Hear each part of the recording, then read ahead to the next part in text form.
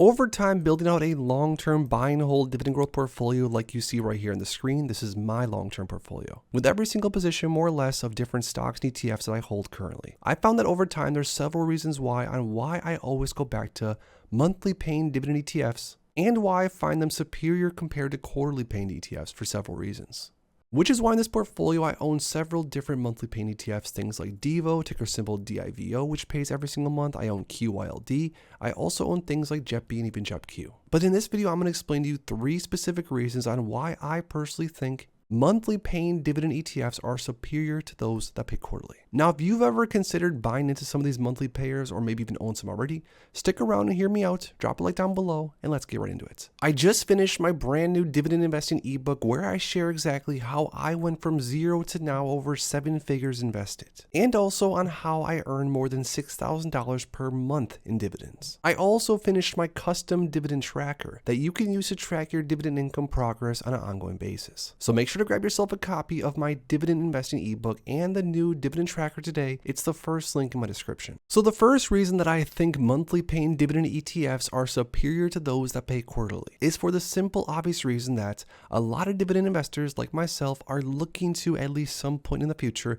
use our dividend income to pay bills in the future. Now take ticker symbol DIVO for example, which pays on average around 14 or 15 cents on a monthly basis. Now DIVO is paid around 14 or 15 cents per share every single month pretty consistently now over the last several years. Now, like I said a second ago, a lot of us dividend investors are looking to build long-term portfolios to hopefully cover all of our bills and more in the future. And a lot of us are buying different dividend-paying ETFs and stocks, 1 or 2 stocks at a time, which again, a 15-cent monthly dividend isn't going to sound like all that much, or isn't going to sound like it's going to be able to cover your bills, of course, day one. But as you get 1 share, 2 shares, 20 shares, 200 shares, and over time, maybe 20,000 shares, you're going to find yourself in a position to where you might be able to cover some or all of your bills, which what's awesome about that is that at that point you could use your dividend income to cover all your bills and potentially be financially free. But the obvious reason on why monthly dividends are better is because most bills, say a rental payment or a mortgage payment, they need to be paid on a monthly basis. And I understand by buying into something like the Schwab US Dividend Equity ETF or even VOO or anything else of the sorts that pay on a quarterly basis, I understand it's more or less the same exact difference. If one ETF, let's say, pays out $2 per year and another ETF pays out $2 per year, but one pays a dividend on a monthly basis and one pays dividend quarterly, I understand that both ETFs pay out $2 per year. But again, as an income-focused long-term investor like myself, to be able to build out a system that has the cash flow management to where dividends come in every month and then bills come in every month, and then at some point, like I said in the future, a lot of us are looking to use a dividend income to pay for bills. It's going to be very convenient if you get dividend income every month, so you don't necessarily have to use some of your quarterly payouts, put the money aside, make sure you don't spend the money, etc., etc. Now, a side note here, I'm not saying that SCHD or any quarterly paying ETFs, of course, are bad investments. I own a ton of them throughout my portfolio, which stay tuned to the end because I'll show you all the stocks and ETFs in my personal portfolio as of right now. But just for the sake of the video, I'm trying to make the argument that for a cash flow management system, I think a monthly paid dividend ETF could be very helpful, at least when it comes time to retire and use your dividend income to pay all your bills. Now, the next reason I think that dividend paying ETFs that pay on a monthly frequency are superior to those, or could be superior at least, to those that pay quarterly is because the power of compounding works a little bit better if you are reinvesting those dividends every single month versus every single quarter. And I'm going to show you right here in the dividend calculator the exact math and show you how this works. So let's say right here, for example, a $100,000 portfolio, a starting principal lease, with a 5% initial annual dividend yield, a 3% annual dividend amount increase, 3% annual average share appreciation throughout the portfolio, a $2,000 annual contribution, quarterly distribution. So this is a dividend that's being paid out on a quarterly frequency. With dividend reinvestment turned on, would leave an investor after 30 years around $1,035,000 and some change. So remember that number, $1,035,000. And this is with a quarterly paid dividend. Now, if we were to leave everything the same in this dividend calculator, the one thing we would change is the distribution frequency from quarterly to monthly. So what this basically means again is that if you were to build a portfolio and get paid on a monthly frequency and then reinvest those dividends a little bit quicker, because of course you don't have to wait every 3 months, you get paid every, say, 30 or so days. If we were to calculate how much money this investor would have when it comes time to retirement, they would have $1,040,000. So a lot of you guys might be watching this saying, well, a $5,000 difference when it comes time to retire 30 years later, and maybe even if I do have a point that it is more, it's not really enough of a compounding difference to really affect anything. And although I'll say that you have a point, even though $5,000 is $5,000, and if you can invest in something to have a good chance of earning more money, then of course why not do it? But just to show you how this works out with bigger numbers.